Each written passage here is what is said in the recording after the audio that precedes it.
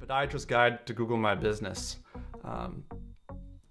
So the first part obviously is, what is your overall strategy when it comes to your online marketing, and kind of where does Google My Business lay in here? So there's kind of 5 elements of a podiatry's online presence that you need to be aware of. The first is foundation. That's kind of your website and the place where you provide information about you, your practice, who you serve. You also want to make it available so people can make appointments with you. So that's your website, but that's also now your Google My Business page. It's also important to note that on your Google My Business, it's going to show up on different parts of Google, and we'll get back into that in a little bit here. But Google My Business listing is going to show up when people are searching for different aspects of you and your practice.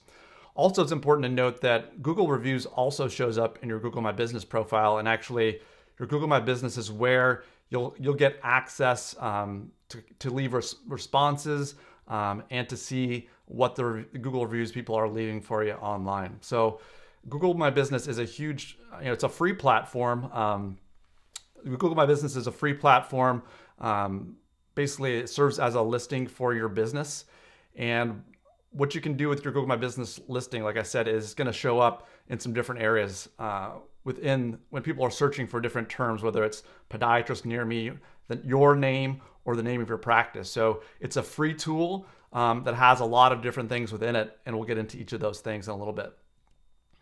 Like I mentioned, the first thing is your Google My Business is a profile of your business. So let's say you're the podiatrist at Wisconsin Foot Center.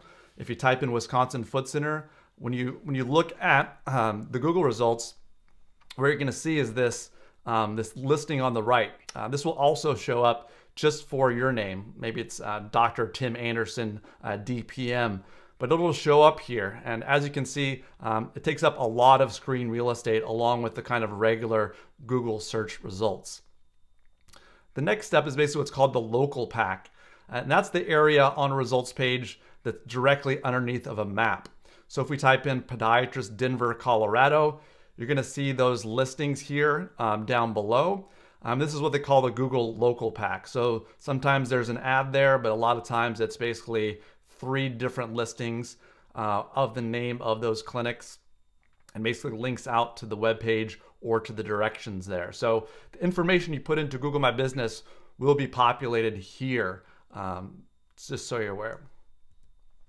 It's also important in the local finder. So back here, if we click on the View All button there, you're going to be taken to the local finder. And this local finder again has that the name of your business, the reviews, the location, the phone number, a link to the website is all based off of the information that you put into Google My Business. Next, we have Google Maps. Obviously, if someone's looking in the maps, it's kind of similar to that local finder area, but it has, like we talked about, all that information is there with a link to your website. So why is this important? What's the point of getting all excited about Google My Business, and what kind of benefit can it give to your patients? Well, the most important aspect of it is that we live in a Google first world. People are searching for things online every day, and Google is a very powerful tool to give people answers to the questions they have. So if people are looking for podiatrist near me, podiatrist Denver, Colorado, foot specialist Denver, they're going to go to Google, and if you can show up higher in the Google rankings for these different terms, you're going to see more potential patients coming to your practice just because you're ranking higher in Google. And like I said, Google gets 94% of all searches, so it's a very powerful platform. So the higher you can show up in Google and the more relevant your listings and your business are, the more likely you are to get new patients to your practice. Also, like we talked about, Google it's almost like a mini website. The Google My Business listing is almost like a mini website for your clinic. And what do I mean by this is that your website used to be the only place online where you could go as far as had all the kind of specific information about you, your name, your address, your phone number, and for patients to make appointments with you. But that's no longer the case. Because Google wants to keep people on their platform to see ads and other things, now when you fill out your Google My Business profile, there's going to be things like photos and logos. You're going to have maps there in the listing. You can click a button to go to directions. They can actually call your clinic straight from Google. They can go to your website if they choose to, but that's only one of a few things. There's also appointments and scheduling links now available, and also this kind of really, really important aspect, the reviews section. So like I said, your clinic hours, links, you can even do questions and answers within Google My Business. So you really should treat this Google My Business profile as almost like a second website, because it's becoming more and more important to people's practices. Also, it's important to note there's two types of listings you can have on Google My Business. There's the one like we talked about previously, which is the clinic listing.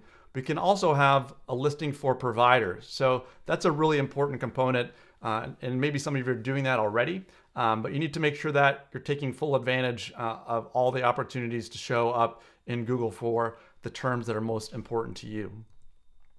Also, it's important that instead of people landing directly on your website, like we talked about, now their first impression might be on a mobile device, and it might be this Google My Business listing.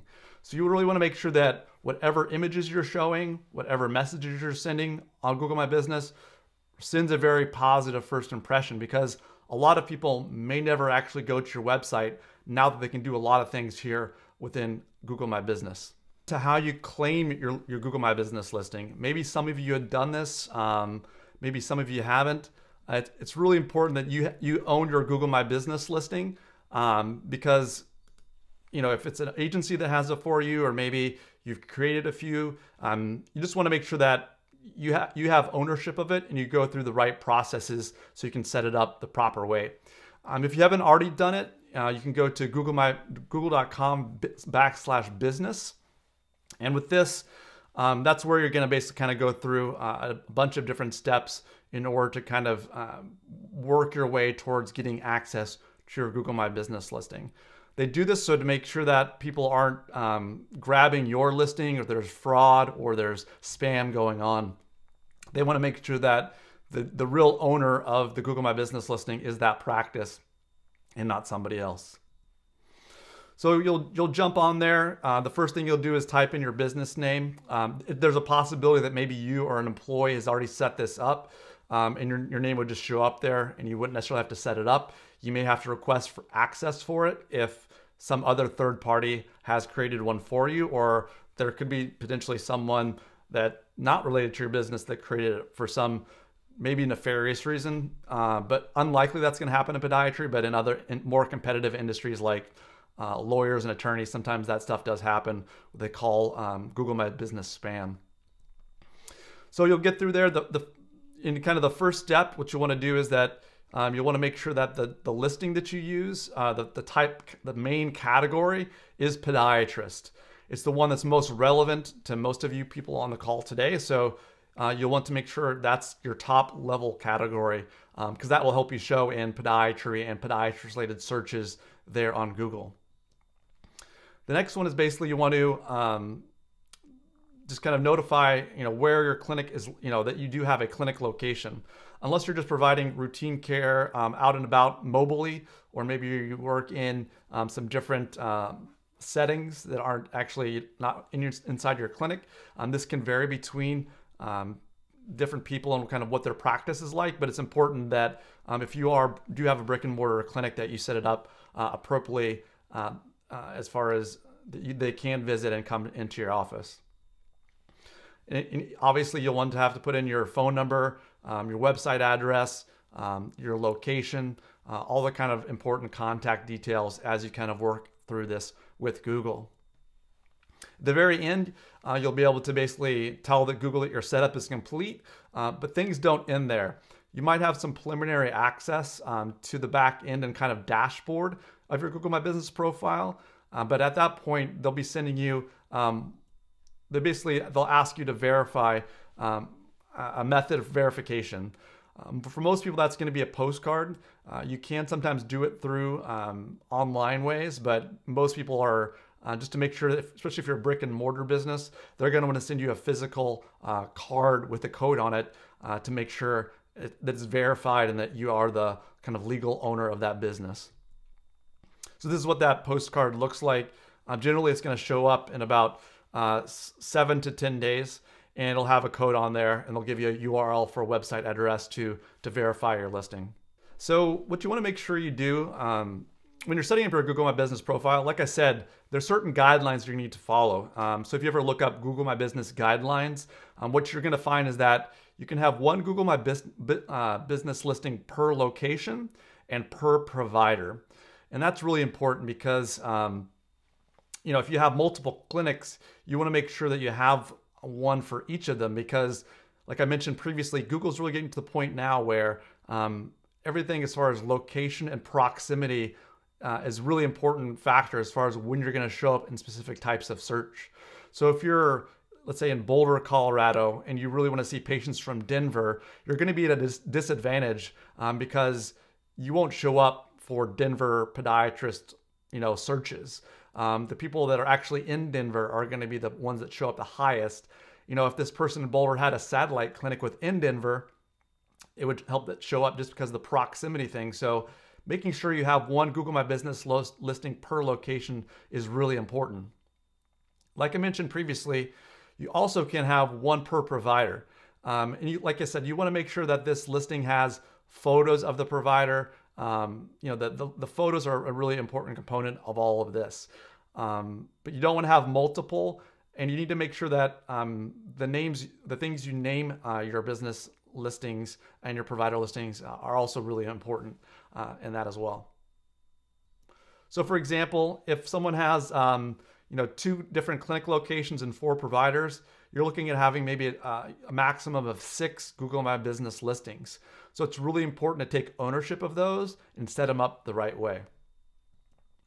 Like I mentioned previously, the main category is really, really important, and you want to use podiatrist for your main category. It's really an important component because that's what most of us do. So we want to make sure that we show up as high as we can in Google's rankings for that. But as much as it's important, the primary category is important. Do not neglect the secondary categories. So when you're on the Google My Business dashboard, you're going to see within the info section, you'll see the primary, but also the secondary ones. So if any of these secondary categories are relevant to you and your practice, make sure that you put them in there because it's going to help you show up for different terms. Obviously, like you might be a sports medicine foot and ankle provider, and that's totally fine based on Google's guidelines as far as sports medicine physician or sports medicine clinic. And there's no limit to how many you can put there. You just want to make sure that those are actually services that you or someone in your practice provides. Like I mentioned previously, you want to make sure that your photos are really, really on point. And what I mean by on point is that you want to make sure that number one, for example, your logo is put in here, a cover image that really relates to you and your practice is here, because what you'll find is that if you don't put in photos into Google My Business, you're going to find that it's going to send you a picture, an image of a parking lot or the outside of a building, and that's not going to be very attractive to most patients. It may not totally drive them away, but they're more likely to engage with a photo of a doctor treating a patient with a logo there that kind of builds trust. If you don't have a logo and you're showing a parking lot, it's not a good look. Along with other photos, you just want to make sure the other photos within your Google My Business profile, and you can have lots of other photos and videos in there. You just want to make sure that that's showing kind of your professionalism, you treating patients, you treating your ideal patients. Obviously, if it's a real patient, you want to make sure you have a waiver. But it's a great way to kind of show people what you do and the patients you treat. And they're more likely to potentially either visit your website or take action there on your Google My Business profile. Like I mentioned, this is what the Google My Business dashboard looks like. And the really important part is you need to fill out the info section. And this info section is kind of the third tab that's going to be on the left here of your Google My Business kind of dashboard. And like I said, it's got the name of your clinic, your hours, your name, your address, the days you're closed, the phone number, and then links to very specific pages on your website. And the more detailed you can make this, the more likely it'll drive potential appointments and help your patients get more information about you. So that's a really important to make sure that section, the info section is really fully filled out. The next step after that, there's a section called services, and there's also a section called products. So obviously, if you're a podiatrist and you have specific services, whether you're more focused on diabetic foot care or sports medicine or plantar heel pain treatment or surgery, you can really fill in these things to help show people that are visiting your Google My Business profile the type of care you want to provide. Like I also mentioned, you can put products in there as well. So if you have some in-office dispensing of any DME, you can put it there and it'll display within your Google My Business listing. It kind of gives people a bigger view of kind of what all your clinic does there. The next step is basically there's a section of Google My Business called messages. And messages is one thing to be aware of, is that you're going to see when you're filling out your Google My Business profile that you're going to get to a point where it says it's 85% complete. And the reason why it's probably only 85% complete is that you didn't set up messages and you don't want to set up Google My Business messages. So do not turn them on. And the main reason why is that this form of messaging is not HIPAA compliant. So even if you're just kind of asking like general information from people that come to the site through this platform, there's a huge risk for a HIPAA violation or for people to share, personal medical information or personal health information there. So just don't turn on the messages and be okay with it being 85% complete, because that's just the way it is there with Google My Business.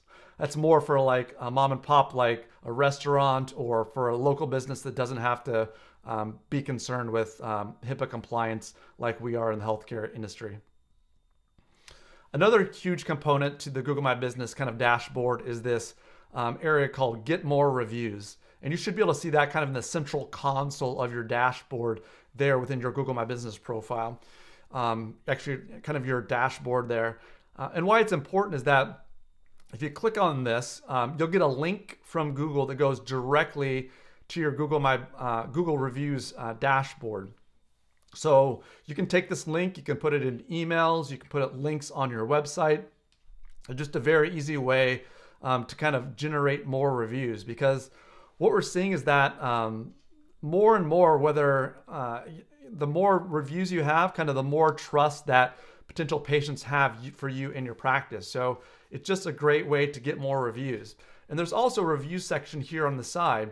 And why that's important is that every review that comes in through Google will show up here in that Google Reviews area. So this is kind of an example of what it might look like for your practice. So, you're going to see these new reviews coming in, 5 stars with, Dr. So-and-so was great. And what I recommend that everyone does, whether they're positive or negative reviews, is that you respond to them. Because it shows that you're engaged. People that are looking for a potential podiatrist in your area, when they see a high number of reviews that are positive and they see a clinic who's engaging with their patients, that's a sign to them that that's the kind of place I want to go see. Obviously, from time to time, you might get a negative review. But if you're kind of reaching out either through Google My Business or through other ways of getting reviews, it's pretty easy to help those negative ones kind of go down the list over time.